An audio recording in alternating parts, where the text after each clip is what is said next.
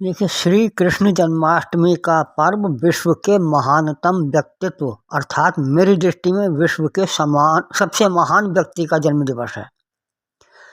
यद्यपि उसे हर समय स्मरण किया जा सकता है और ऐसे व्यक्तित्व को हर समय स्मरण करना भी चाहिए, किंतु मेरे विचार से जन्म दिवस मनाने का अर्थ है उसे विशेष रूप से स्मरण करना, उसके महान कार्यों का अन्य लोगों के मध्य बखान करना, ताकि हम तथा अन्य लोग भी उसके गुणों को, उसके उपदेशों को अपने जीवन में आत्मसात करने का प्रयास कर सकें। देखा जाए तो इस दिन उपवास करने की आवश्यकता नहीं है, बल्कि अच्छा भोजन खाने का और अन्य लोगों को खिलाने का दिन है। इस दिन को इस प्रकार भी मनाना चाहिए जिस प्रकार हम अपने बच्चे का जन्मदिन मनाते हैं। विचार कीजिए, आप जब अपने बच्चे का जन्मदिन मनाते हैं तो क्या उस दिन उपवास करते हैं? नहीं, बल्कि अच्छे भोजन ग्रहण करते हैं। इसी प्रकार जब कृष्ण का जन्मदिन मना रहे हैं तो उस दिन भी अच्छे भोजन करने चाहिए, प्रसन्नता के साथ रहना चाहिए जहाँ तक संभव हो सके।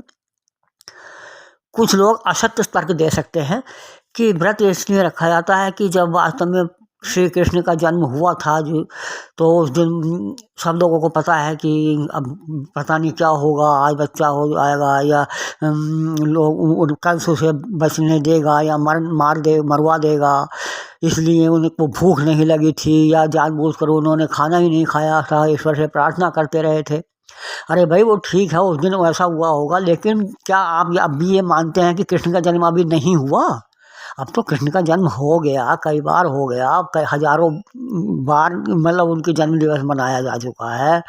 कई बार देखो, जन्म तो एक ही बार होता है, तो अब तो उसकी खुशी मनानी चाहिए। आपको चिंता क्या है कि रात को जन्म होगा या नहीं होगा? अब जन्म थोड़ा ही हो रहा है, जन्म तो हो चुका, वो जयंती मना रहे हैं हम। तो इसलिए उसको खुशी के साथ खाना पीना चाहिए, बहुत अच्छी तरह से रहना चाहिए, लोगों को खिलाइए, प्रसन्न कीजिए, जो नहीं खा सकते उनको भी खिलाइए। और श्री कृष्ण ने जो भगवत गीता में, मैं मानता, देखिए कितना महान व्यक्तित्व है। कृष्ण ने जो भगवत गीता में कहा है वो मैंने पढ़ा है। उसमें श्री कृष्ण ने कहा है कि शायद उसमें जो श्री कृष्ण ने कहा है, मैं ये बताना चाहता हूँ, वो शायद अन्य व्यक्ति इतनी गूढ़ बातें ना कह पाता। भगवत गीता को पढ़ते हुए कई बार मेरी आंखों से आंसू बहे हैं, ये सोचकर कि वाह भगवान, कितनी बड़ी रहस्यमय बात आपने कही है। किंतु यह विडंबना ही है कि आज लोग श्री कृष्ण जन्माष्टमी के नाम पर उपवास रखकर संतुष्ट हो जाते हैं कि हमने बड़ा पुण्य का कार्य कर लिया है, कृष्ण खुश हो जाएंगे। आज ना तो हम श्री कृष्ण के उपदेशों पर ध्यान देते हैं और ना ही उसके विचारों को जानने का प्रयास करते हैं।